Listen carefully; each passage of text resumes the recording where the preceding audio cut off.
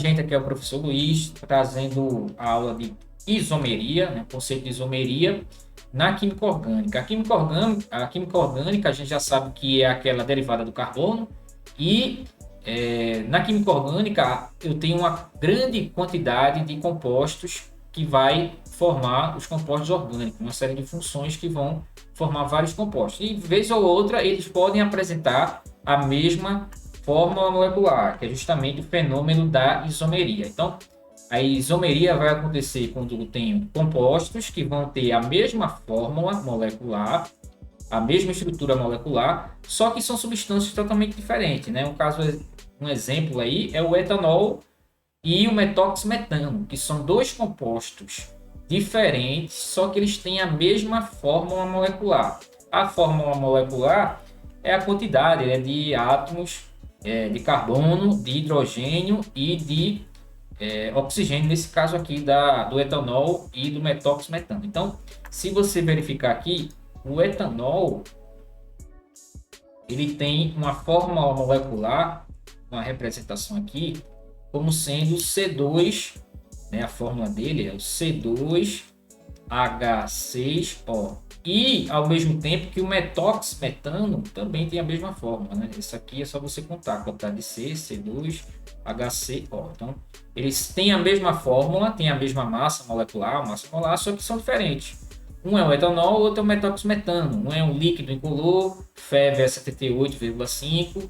Um é um gás incolor, tem um ponto de liquefação a menos 23. Então, tem esse fenômeno que acontece na química orgânica. E a gente vai classificar a isomeria plana e a isomeria espacial. Tá?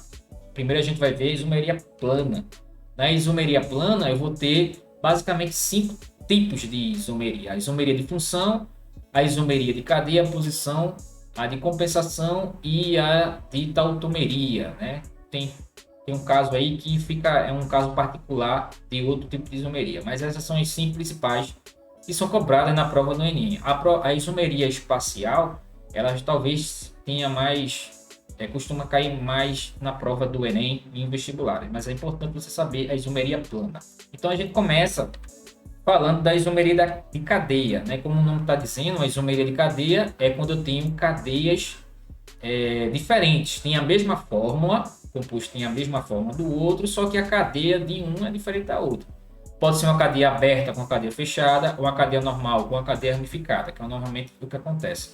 Então, nesse primeiro exemplo, eu tenho um composto que tem a mesma fórmula, os dois, né? É o C4H10. Um é o butano, que é esse aqui. Esse aqui é o butano, ele tem essa fórmula C4H10. Ele tem 4 átomos de carbono e 10 de hidrogênio. E esse outro é o metilpropano. O metilpropano também tem essa mesma fórmula, só que um é a cadeia normal e o outro é a cadeia ramificada. Então, quando isso acontece, a gente diz que eles são isômeros de cadeia, né? Ou núcleos. O exemplo 2 é esse exemplo aqui de um composto que apresenta uma cadeia aberta, né? Só que é insaturada, e esse aqui é uma cadeia fechada. E esse outro também é uma cadeia fechada com essa ramificação. Então, esse aqui é o primeiro tipo de isomeria, na isomeria plana, que a gente consegue ver no plano. A isomeria de posição é aqui dentro da isomeria plana, é uma das que mais são cobradas. É aquela que vai apresentar diferença na posição de uma mesma função. Por exemplo, esse aqui é o propanol 1. Né? Esse composto aqui é o 1-propanol, propanol 1, propan-1-ol, que é esse aqui. Só que a hidroxila está na posição 1 e o outro ele está na posição 2. Tem a mesma fórmula, C3H8, só que um está numa posição diferente da outra. Na de baixo também, a mudança aqui, a diferença entre eles, justamente a posição, no caso aqui, da dupla ligação. A dupla ligação está na posição 1 e essa dupla está na posição 2. Então, são isômeros de posição. Isômero de compensação, a gente pode dizer que é um caso particular, né, dentro da isomeria de posição. Só que aqui vai acontecer com heteroátomos.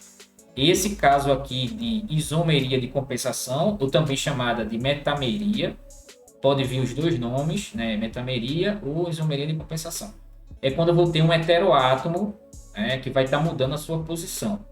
Diferente da isomeria de posição, que vai ser uma posição que pode ser um grupo funcional, uma dupla. Aqui é um heteroátomo, tem que estar entre carbonos, que vai estar mudando a posição.